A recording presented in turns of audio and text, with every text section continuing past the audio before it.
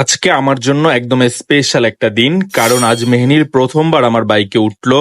আমি তো ভীষণ খুশি, আর বাসার সবাইও খুশিতে উচ্ছ্বাসিত। বিশেষ করে আমার দাদা, ওর হাসিটা এখনো চোখে ভেসে উঠে। বাই দ্য ওয়ে, মেহনিল কিভাবে বাইকে উঠলো, কেন উঠলো, সবকিছুই থাকছে এই ভিডিওতে। সো এভরিওয়ান, সম্পূর্ণ ভিডিওটা এনজয় করতে থাকুন। Hello guys, this is Ananta.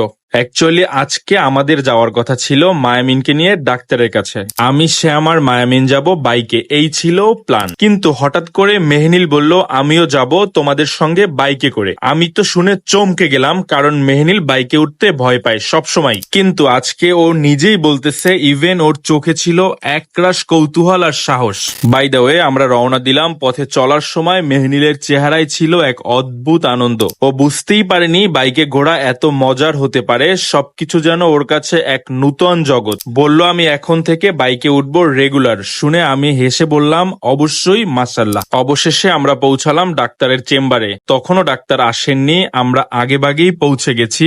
10 minute অপেক্ষা করার পর ডাক্তার এলেন। প্রথমে মায়ামিন, তারপরে মেহনিল, দুজনকেই দেখলেন এবং মেডিসিন দিলেন। সবকিছু ঠিকঠাক হলো আলহামদুলিল্লাহ। তারপর স্বাভাবিকভাবে আমরা সবাই বাসায় ফিরে এলাম। আজকের দিনটা ছিল একেবারেই অন্যরকম। প্রথমবার বাইকে ওঠার সাহস, পরিবারের হাসি আর ছোট্ট একটা স্বাস্থ্য যাত্রা। এই ছোট ছোট মুহূর্তগুলোই তো আমাদের জীবনের আসল গল্প। তোমাদের সবার দোয়া ও ভালোবাসা থাকুক আমাদের জন্য। Thank you for watching. ভালো লাগলে ভালোবাসা দিও, ফেসবুকে ফলো করো, ইউটিউবে সাবস্ক্রাইব করো।